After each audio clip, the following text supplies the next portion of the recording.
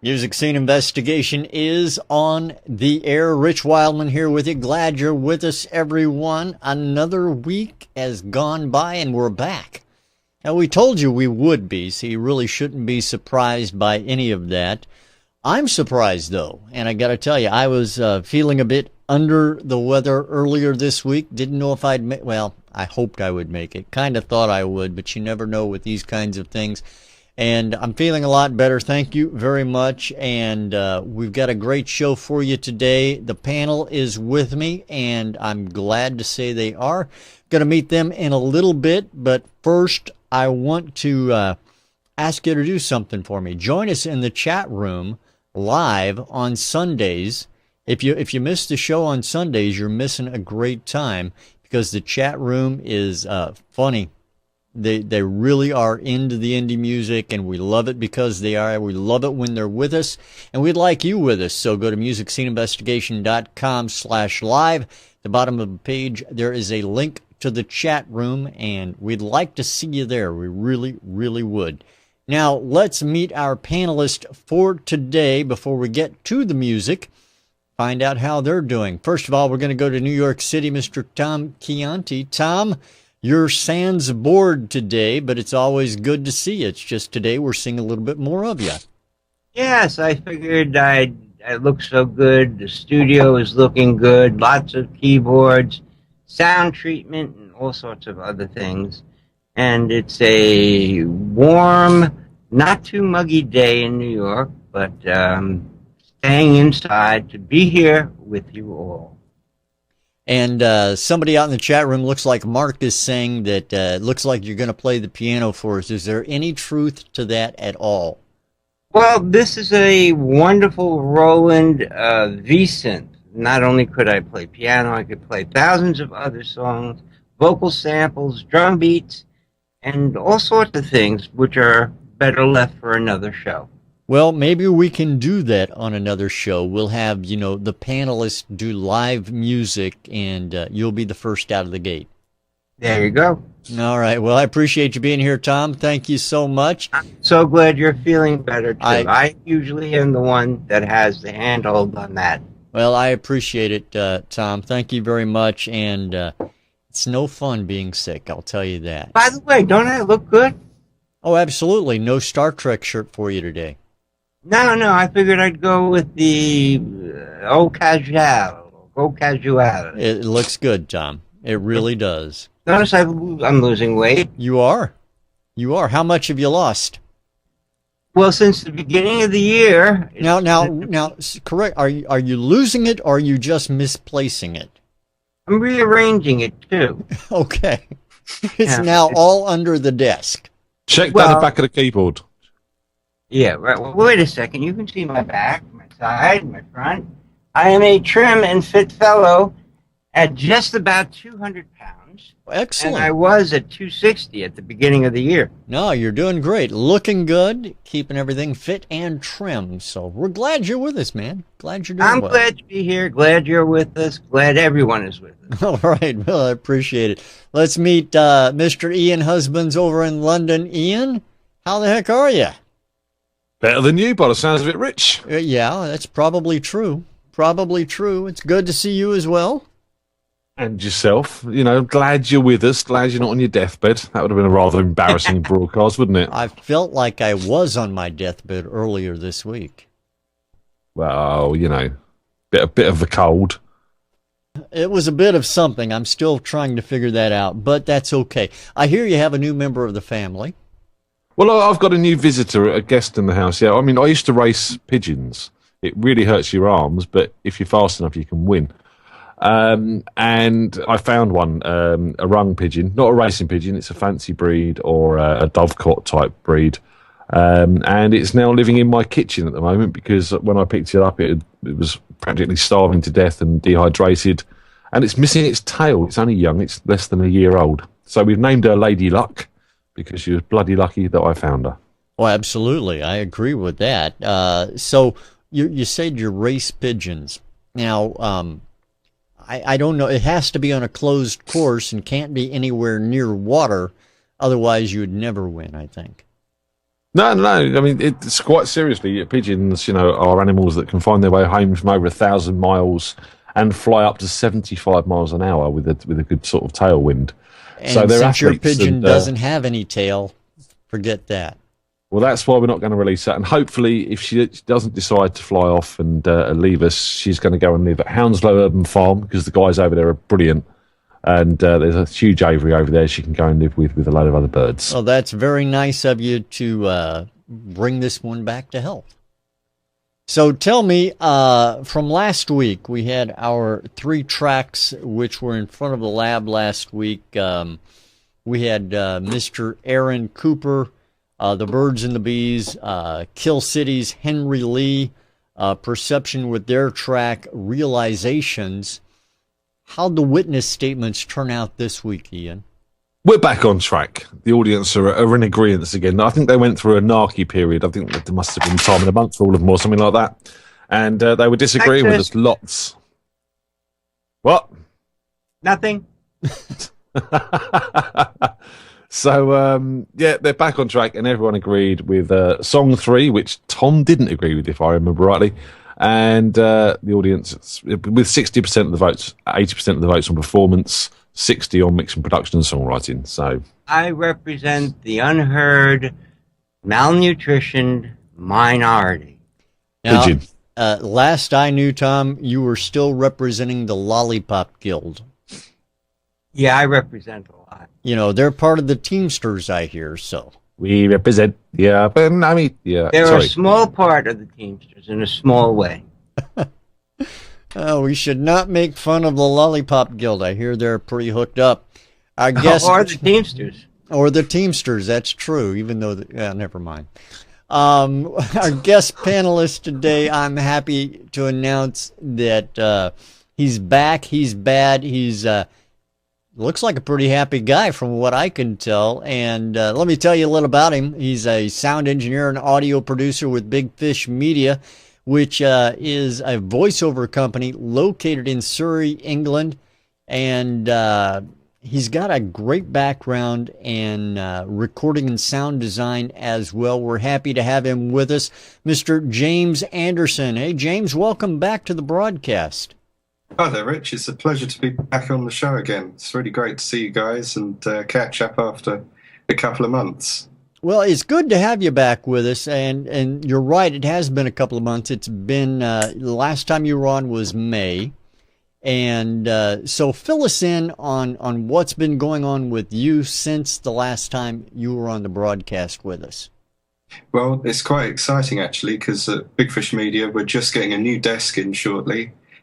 We've just upgraded from a Behringer to a Mackie, so I'm looking forward to trying that out in the week. It's coming over from Germany, and I'm looking forward to it. Now, see, Which Mackie board is that? I'm not actually sure. I think it's going to be a relatively small one. I've only seen pictures so far, and I haven't heard which catalogue number it is or which model it is, so it'll be intriguing to see. But I'm sure it'll be a significant improvement on what we've already got. well, it's always interesting when you've got new equipment to work with, that's for sure. Yeah, it's always great fun to try out new stuff. And Now, besides sorry. being an audio producer and sound engineer, you're also an avid collector of LPs. We spoke a little bit about this last time, your love of collecting LPs, 60s, 70s, and even jazz 78s.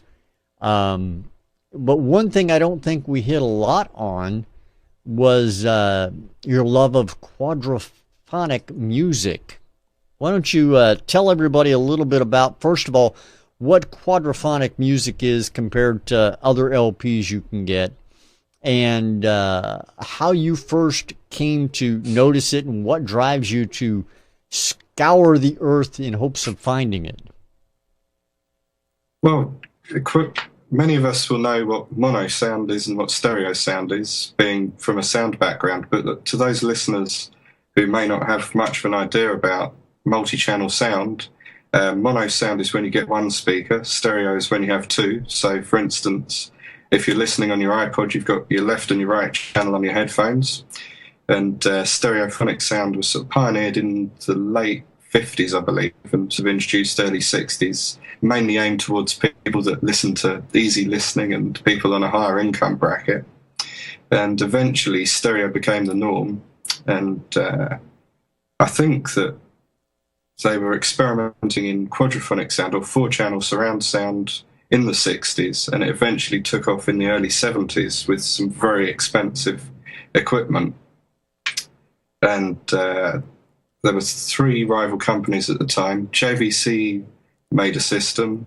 There was also a system that CBS or Sony pioneered called SQ. And there was also Regular Matrix, which I believe may have been Sansui. So there were three rival formats, and these were for vinyl records. You could also get quadraphonic as reel-to-reel tape. So this was like an early form of surround sound. And because it was so expensive and fiddly to set up, it didn't really take off too well.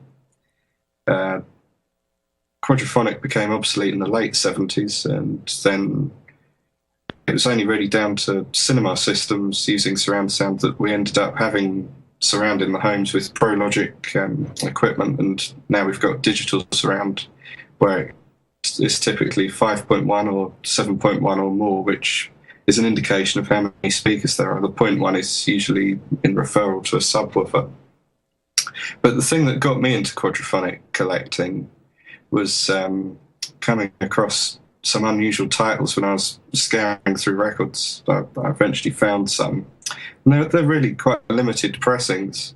And I thought, what on earth is this quadraphonic? And discovered that it was an early form of surround sound, and found out that I could pick up parts from eBay really cheaply. So I eventually built my own system, and now I'm able to play all kinds of formats, whether it be on an 8-track cartridge as 4-channel, vinyl, or reel-to-reel. Now, that's one of the things I wanted to ask you about equipment to play back quadraphonic sound. Is it something that is not able to be done with just a normal stereo system? Do you have to have special or specific hardware in order to make that happen? Yes, you do, but the vast majority of quadraphonic discs are stereo compatible, so you'd be able to play them on a regular stereo setup quite easily, and it would be reproduced as a stereo sound, but you wouldn't achieve the full reproduction of the 4-channel. So, as I said, there's various different systems, and for one of these, you need a specialist cartridge. I think Ian will like the name of this type of stylus used. It's the Nude Shibata. Not the Nude Shibata, but the Nude Shibata.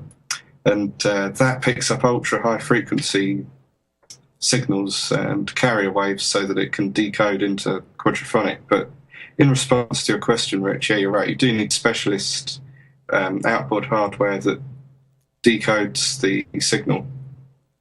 All right, now... So, just a question. Is the Nude Chibata a Wookiee without any hair? I knew you wouldn't let that go. Sorry. No, it's a good one, Ian. Oh, goodness. Yeah, I have to put up with these guys every week, James. Good luck. Since he doesn't have a bucket with him this time, there's going to be a lot more banter, I can tell. Oh, yes, I'm in the mood tonight. Yakking his guts up live. So, with regards to your album collection, I think we touched upon it last time, and I want to do so again just to remind everybody how avid of a collector you are. Tell us a little bit about the size of your collection and what are some of your most prized items in that collection. The size of my collection has diminished over the past couple of months, I'd say. I've done a bit of purging and gotten rid of a few titles, but I've got quite a substantial collection. I've got about 300 albums that I'll never get rid of, and probably about 2,000 to 3,000 titles in total. Some of them are actually stock that I sell online or to private customers that I've got. But for actual prized possessions, I'd say that my Jazz 78s I probably never get rid of, and I've got a significant collection of quadraphonic discs, and my main pride and joy is my near-complete Frank Zappa collection. which does include the quadraphonic titles. No, it sounds... How quick is the turnover in that market? How active is trading in LPs? Well, I was just talking to Ian before we started the show, and I was saying that I'd read this article about vinyl sales increasing, but this doesn't seem to be the case for used or second-hand vinyl. I think it's mainly new releases or possibly classic albums that have been reissued as 180-gram pressings that the sort of 19 to 25-year-old demographic are buying. And I've certainly noticed a slump in sales for second-hand vinyl.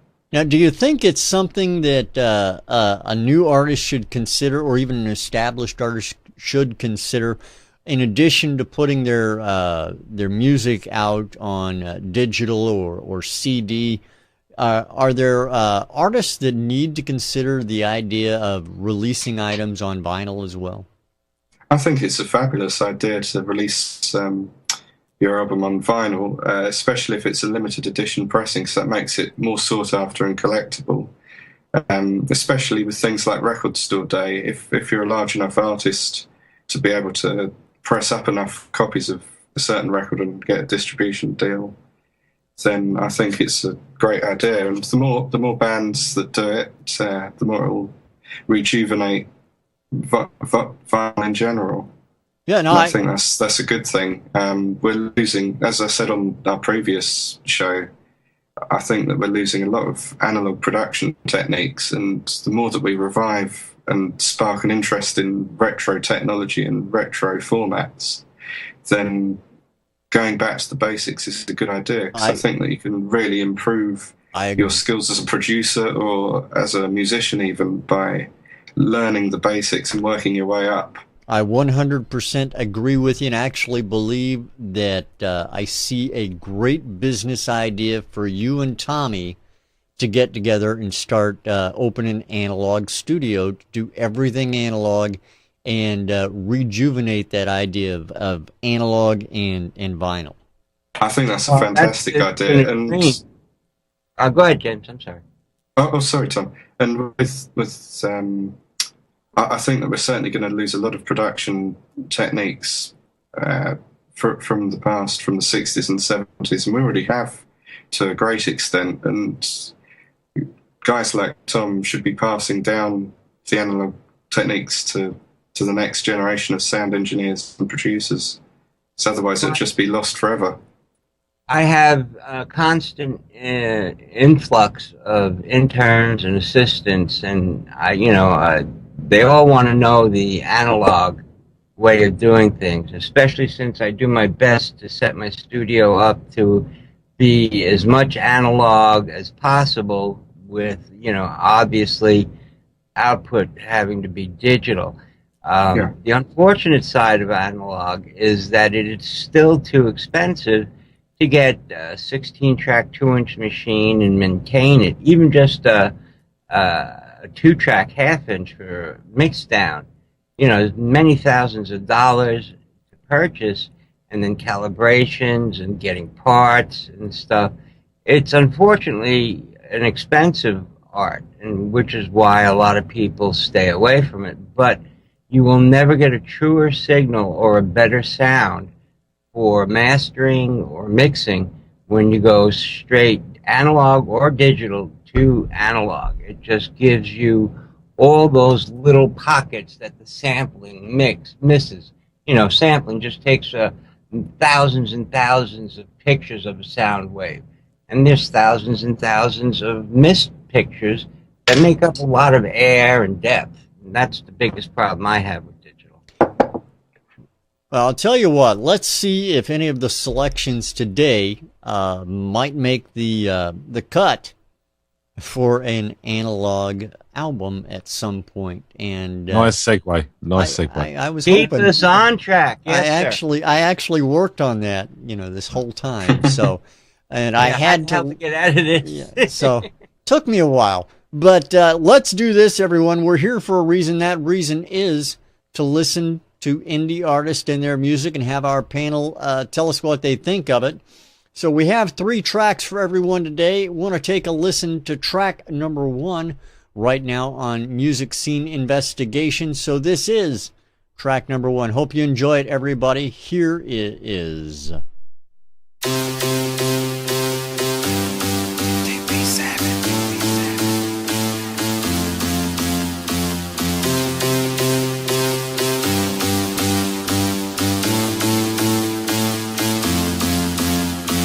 Get your life in control. Don't need to worry, just need to let go. Set your mind free, yeah, let the wind blow your hair while you're driving, riding slow. Cause you don't need to get nowhere. Don't need to hurry, no worries, no cares. Stop living life like nothing ain't fair. Stop all the striving, trying to get there. Cause there is here, it's where you belong. Live in the moment, it makes you strong. See what you got, not what you strive for. See who you love, that's what you climb for. Cause when it's all said and done, happiness is a choice. Are you having fun? You know we do in the flow of the sun. Cause that's just how we roll. We're living and we're loving, who could ask for more? A new day to be awake for.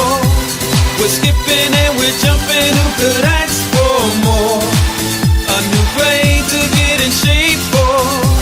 Cause this is how we ride, yeah, this is how we roll.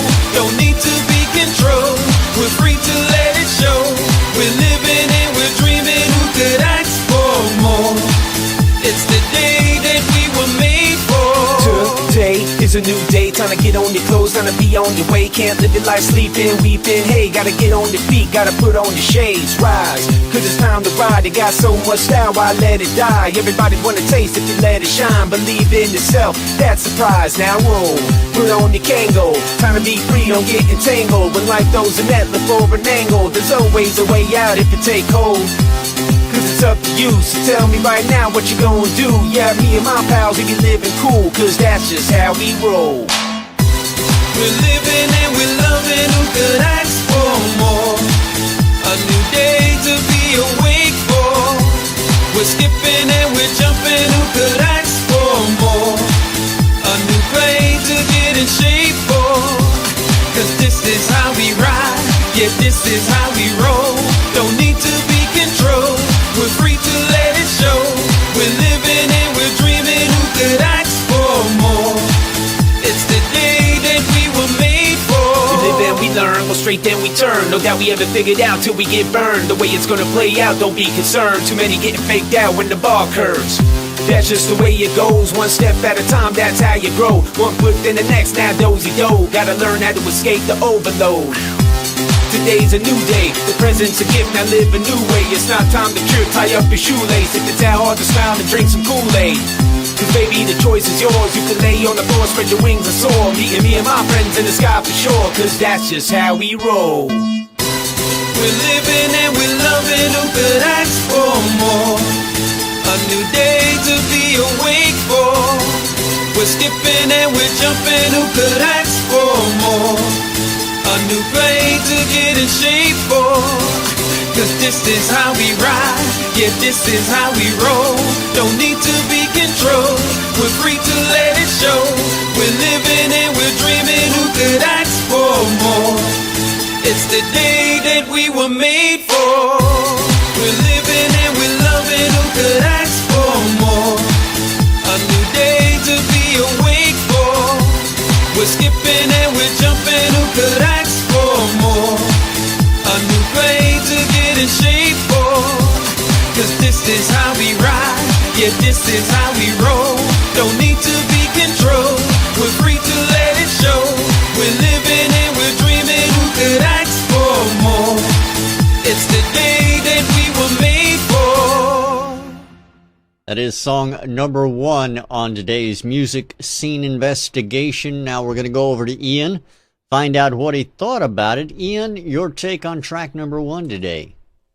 I mean, overall, yeah, good effort. I mean, I think, as we've been discussing in the chat room there, the biggest problem with this track is that chorus. It goes into this chorus and you've got that sort of slightly discordant synth playing, and the melody that the guy's singing over the top of that chord isn't working to my ears. It's discordant. And, you know, it goes on, and as the chord progression goes through, the melody hooks in with it. But it's just that sort of first couple of chords which make it sound a bit weird. And the other thing with that chorus, from my point of view, is the vocals that are sung. They sound like they've been recorded after the rest of the track, maybe even to a mix of the track, and placed on top without the same attention that the rapping has had. The compression levels, the reverbs, the way it sits in the track, and the way the layering's been mixed as well. Something Tommy taught me when we worked on a huge collaboration via iComp was that even if you've got a lot of backing vocals coming in and layering the vocals, you still want to keep your lead prominent so you don't lose that sort of consistency through the mix. And with this, some of the layering was just coming up and going over that lead vocal, making it sound unbalanced and, you know, sort of going over the top of the lead. So really, from that point of view, it's this chorus, from my point of view, that needs a lot of attention. Otherwise, I thought the rapping was tight. Lyrically, not too bad. A little bit cheesy in places, I thought, but otherwise it was good.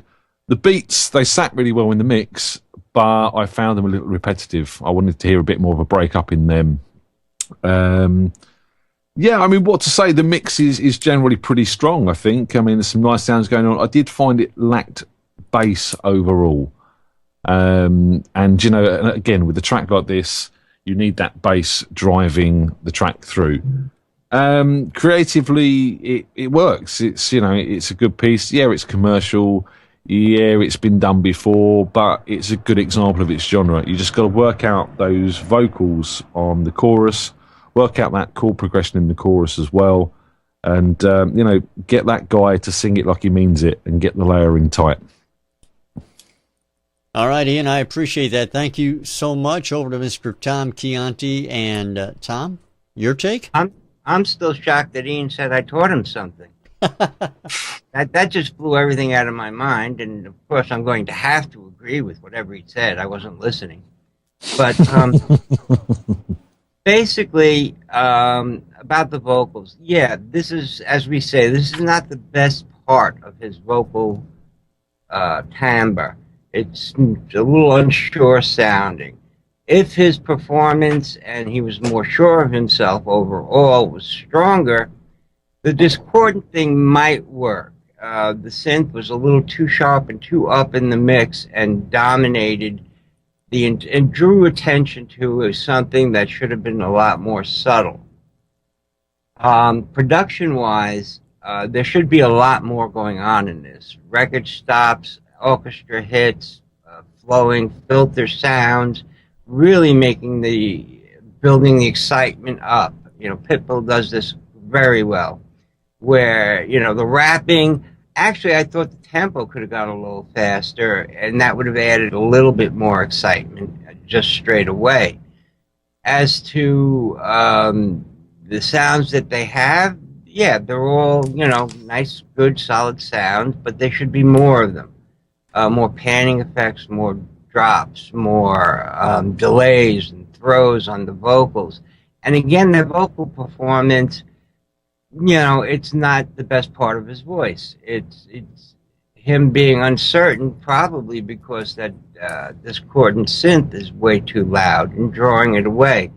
As always, I always insist the lead vocal has to be the focus, and everything else has to be put to the side, underneath, behind, whatever, just to maintain interest in what he's saying or she's saying and express the song better.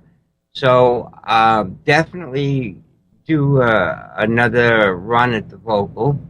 The content, you know, it's standard for this type of music, and it didn't bother me. He pronounces his words well, but another run at the vocal, lower that discordant synth, bring some more bass and activity throughout the track, and this is a very good song. Okay, Tom, I appreciate it. Thank you very much. Let's go to Mr. James Anderson from Big Fish Media, find out what he thought. James, what's your take on this particular track?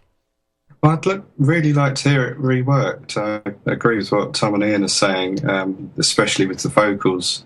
And maybe if he would have recorded the melody line on the synth and then sung over the top, maybe with a bit of extreme double tracking and as a guide track, and then sung over the top just to get more confidence into that vocal part, it would have been considerably better.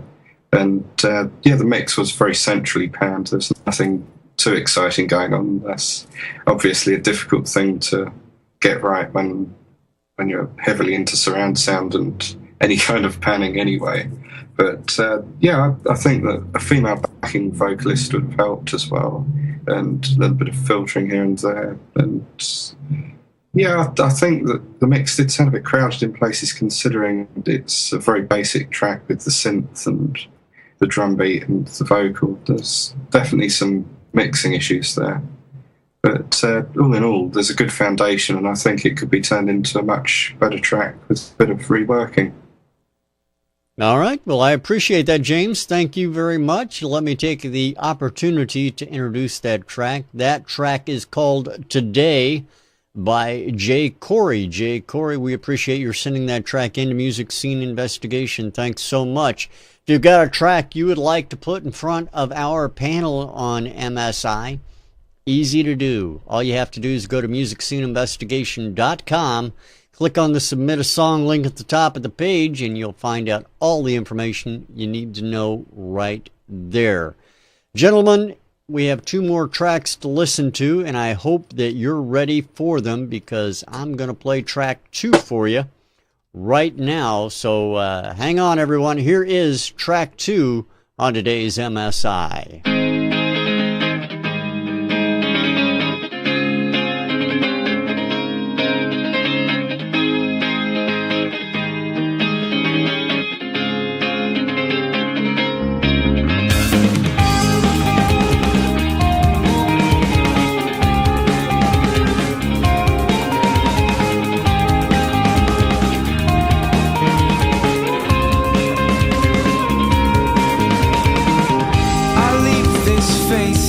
Lonely town. So things stop tumbling upside down. The prince was laid under a tub, while I'm left frozen at the start. I refuse to lay on this floor. A blind fool, he sat waiting for more. With a naive smile, he shut at the door. He set himself on an unspoken war.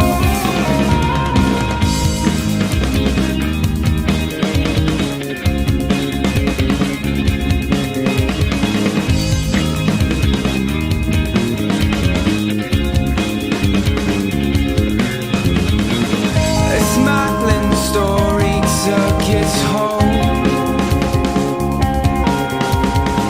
but it was fictitious, I am told.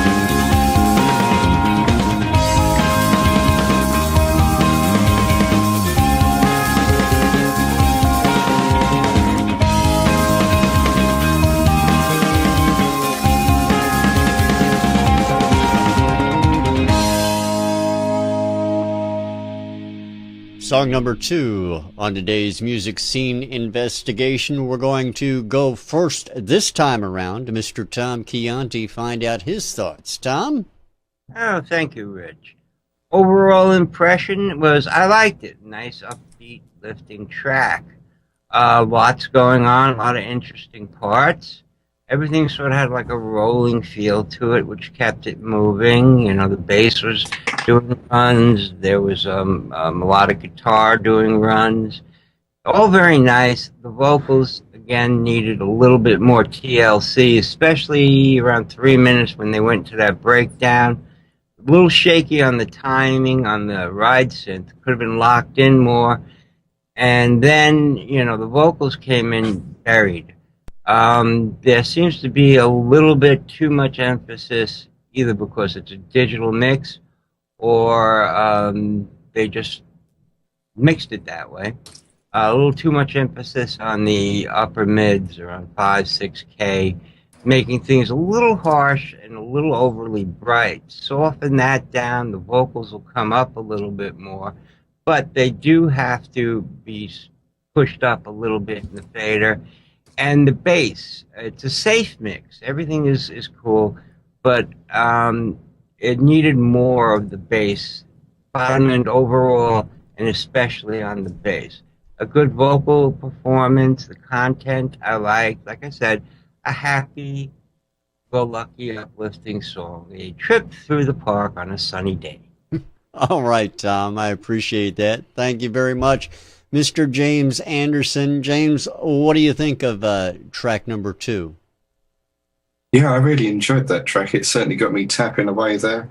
I think mainly it's down to mix issues, and I'm not sure if the mix engineer had tired ears when he listened to that, because I can imagine, having recorded a lot of music of that kind of ilk in the past, you get very tempted to just sort of sit back and listen over and over again and get caught in the flow and turn it up, and your ears become tired and you don't pick up on things like it becoming too bright or there not being enough bass. I think that it needed a slightly punchier snare and a kick as well, because it seemed to be almost too reverberant that it got lost.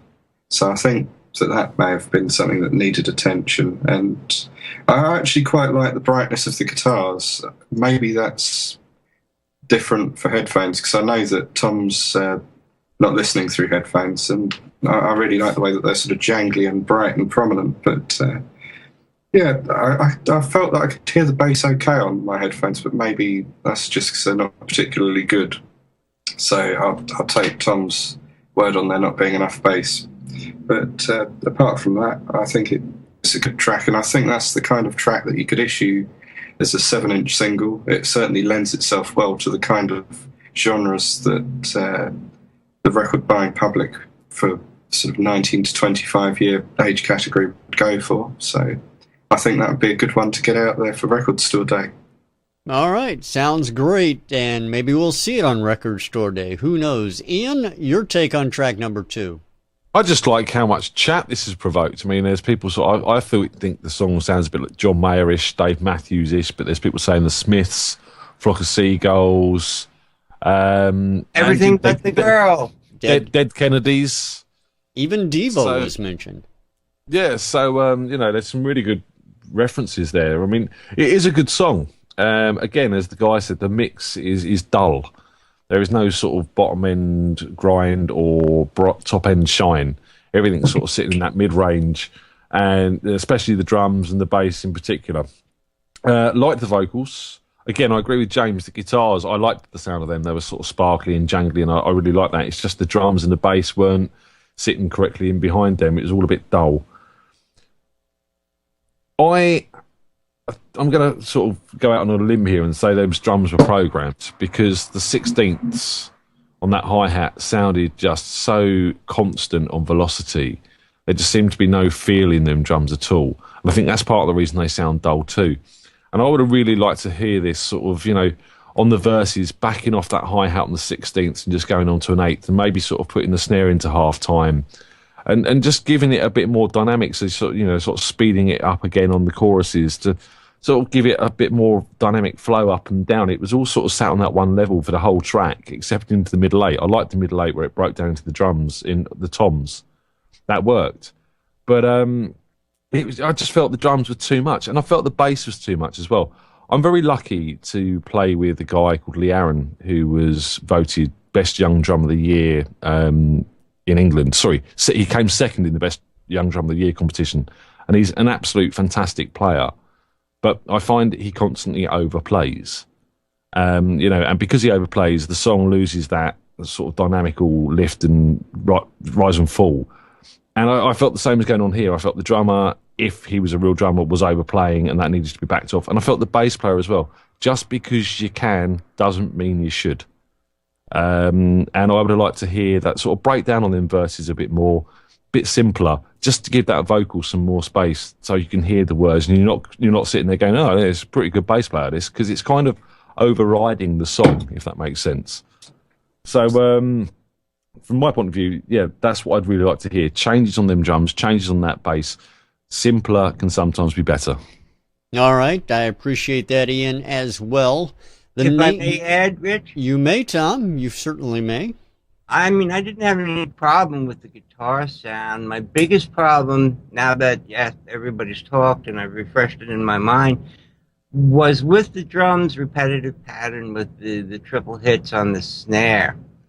I think there could have been, as Ian says, that's a great suggestion, breaking it down half time just to give it more dynamics. That would have freed up a lot of the frequencies for the vocal to come up, because the snare, the vocal, they seem to be meshing a little bit too much. And again, less is best. And this, like I said, is a very safe mix, a very safe attempt. And it's still a good song, though, overall. All right. Let me introduce that track to everybody. The name of that track is called Tumbling, and it is by a group called Pelican's Music. Their song Tumbling, it's Pelican's Music. We appreciate their sending that track in. I heard a Pepsi opening. No, you heard a bottle of Schweppes lemonade opening to top up the Jack Daniels that I'm just poured. Lemonade and Jack Daniels does not sound appetizing. It's very refreshing. Very refreshing in the summer. I think they call it a Lynchburg lemonade. I'm sorry. It doesn't work for me, but that's okay. I'm not the one drinking it. All right, one more track for you all to listen to, everybody. So if you would, stick your headphones back on or play buttons as you wish. Track number 3 is on the way. Here it is, everyone. Enjoy.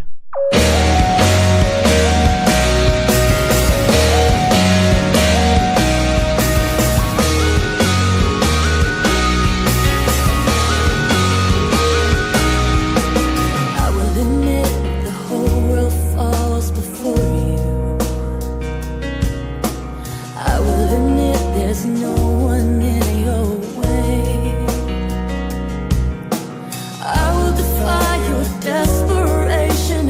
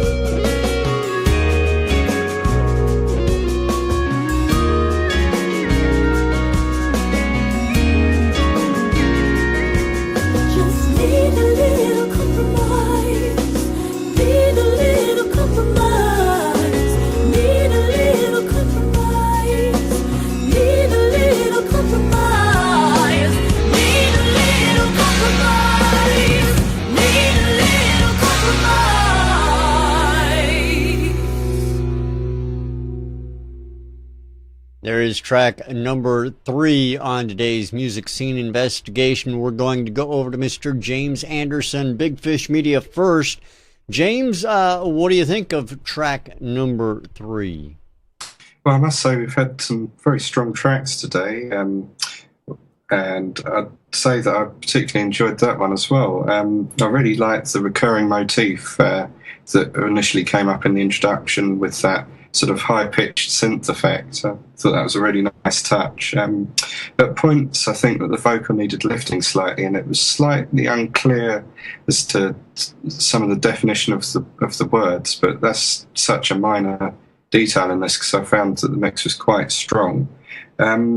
Possibly a little bit too overcompressed in places, but I'd err on the side of caution there. I think it was pretty good considering. What else have we got in the notes here? I don't think there's a great deal, to be honest. Criticism-wise, I really enjoyed that. I think that's about as much as I can put forward for that track. All right, fair enough. I appreciate it, James. Thank you. Over to Mr. Ian Husbands and his thoughts. Ian? Well, yeah, again, what can I say? This is a really great track. Love that little synth motif at the start there. The sonic palette across this used is just fantastic. You know, everything's sitting together. Big problem I find with a lot of songs we have through here is the sort of heavy guitar versus the piano sound. And people struggle to get a separation between those two because they sit in similar ranges. And with this, you could hear the piano clearly, you could hear the guitars clearly, and everything was just sitting together. The mix was as clear as a bell. And, you know, I haven't got much to say. I mean, even from a vocal point of view, I think I noticed the vocals a little bit really coming out of choruses into the verses, or, you know, just where the instrumentation's dropping out and the vocals coming in. You lose the first couple of words. A very minor criticism. Is it a little compromised by chance, Rich? I couldn't tell you. You can tell me. I mean, it's got sort of edges of a band like Within Temptation. They've done a version of a Kate Bush song, which I sort of harked back to on this. You know, it's got that Evanescence-y country feel to it. It's almost like Evanescence doing a country song. But I mean, overall, I think this is very commercial. This should be playing on radios now, and I think if this, you know, band have got other material as strong as this, then you might see a bit more from them. All right, Ian, I appreciate that as well. Over to Mr. Tom Chianti to find out his take on track number 3. Tom? Well, everybody's been so nice. I guess I must tear it apart then. No. Mix-wise, I think balances and definitions are not consistent. It was the only song where the vocals actually caught my attention.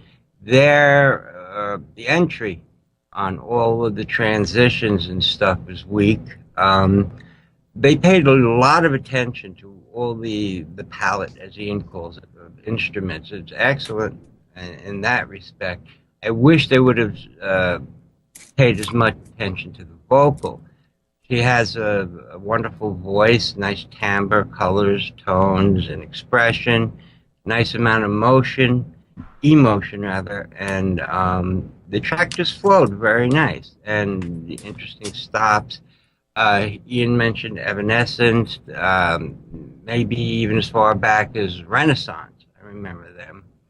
And yes, someone in the chat said Heart as well. Yeah. It's an excellently done track, very well produced, and it's to be perfect is impossible. But this can be much better with just some subtle tweaks and balances, and you know, pay attention and listen to it. And I think, you know, if I listen to this several more times, things that bother me now will bother me less as I become more familiar. It's one of the reasons why I'm glad we just get the one-shot listen through, because your first impressions, you know, really point out what you can like or not like about a song. And to me, I like everything about the song. I just wish that the balances were more consistent, a little bit more bottom end, and the middle. You know, I notice on songs when there's not that bottom for the drums or the bass, the middle gets empty. And that's okay if you've got a big, strong vocal. That wasn't here. The vocal was there, but it could have been a little bit bigger. And since the bass wasn't as pronounced as I would like, it just left the middle a little weak for me. Outside of the transitions on the vocals, I think it's a great song. All right, Tom, I'm glad you didn't tear that one apart. I've got one more thing to say, actually. So often you hear tracks on MSI with a male vocalist with female backing vocalists. It was really nice to hear the inverse here, where you had that strong female lead with that male backing vocal coming in, and he held his own against that powerful voice that she has got, and it worked really, really well. So props to the backing singer on that as well. Good point. Oh, yeah, the backing vocal in the choruses should have come up a touch more. You got a hint of his color, but it would have really, that's why the vocals in the chorus sound much better, because they're a little thicker, but scrunch him up a bit. All right, let's find out who that track was by and the name of it. The name of that track is called Compromise. Simply Compromise, Ian, by a group called Tonella. We appreciate Tonella sending that track in Music Scene Investigation. Now is the time, everyone, to file your witness statements. Go to Music Scene Investigation. I keep dropping the .coms today on everything. MusicSceneInvestigation.com/witness. Please head there and let us know what you think as we go back to our panel and get their thoughts on a song of the week for today. Gentlemen, I'm going to turn it over to you. Let me know what you think. I think I'm going to hand it over to us. I'm going to jump in. I'm going to jump in then. And I was, number two, as much as I felt there were dynamical changes need to be made, I was kind of sold on that on the first two songs, but this one's just come in and whipped the carpet out from underneath all of them. It does stand out as the best song, number three. All right, Tonella's Compromise for Ian. James and Tom, what are your thoughts? Well, I think that, as Ian said there, track number two was certainly extremely good, and I had a feeling at one stage that was going to pit the post and be the top track for me. As soon as the third track came in with that little motif and the recurring themes and that really lovely, unique female voice, I felt that I think I'm going to have to go without compromise and go for the third track. All right, and Tom, your thoughts? Well, with our distinguished colleagues all in agreement, who am I to rock the boat, pee in the pool? Wait. You're just the guy to do it if you're going to do it. You're Tom Chianti. I am, and it's Tom Chianti. And I'm a little worried that this is going to be a recurring theme, and every time that I'm a guest on here that we're all going to agree. It's really, really quite nice, but I was expecting there to be some controversy between us this week, but it's nice to be in agreement again. Sit back and enjoy the love, man. And peace, love, and harmony to all. I go with number three. All right, so it is a clean sweep for Tonella. Their track Compromise has been selected by our panel as Song of the Week. And, of course, we'll be getting in touch with them with regards to our Band of the Month hit list program, which will be coming up in just about 3 weeks, about 2.5 weeks away. So you want to make sure you catch that on MSI Radio as well. Gentlemen, thank you always for being on our panel. James, a big thank you to you, and we really appreciate you coming in, and keep up the great work over at Big Fish Media. And you have a bunch of guys here who are willing to help you in any way we can. That's cool. It's really great being on the show again, and it would be great to see a realisation one day, perhaps collaborating with Tom on a special analog studio one of these days. I think that's a brilliant idea. Do we have to give Rich 10% for suggesting it, or just treat him like a real partner and screw him? I think we'll go for the latter. The guys in the chat, James, the guys in the chat want to know if you caught the sun. Yeah, I'm afraid so. I've been in the sun all day today playing backgammon on the beach, So Oh, that's probably part of the reason why I'm looking a little bit beetroot-like this evening. It's a hard How the life. other half live? Yeah, how the other half live? Exactly. I mean, that's two juxtapositions. The beach, oh, hot sun and energy and volleyball. But no, a little backgammon. So reserved, so British. Can't win them all, but if you do, you're playing backgammon on the beach. Thanks for being with us, James, Tom, Ian, thank you. Thanks to everyone out in the chat room as well. We appreciate your being with us. We're going to find out from Ian, however, who our guest is next week. Ian?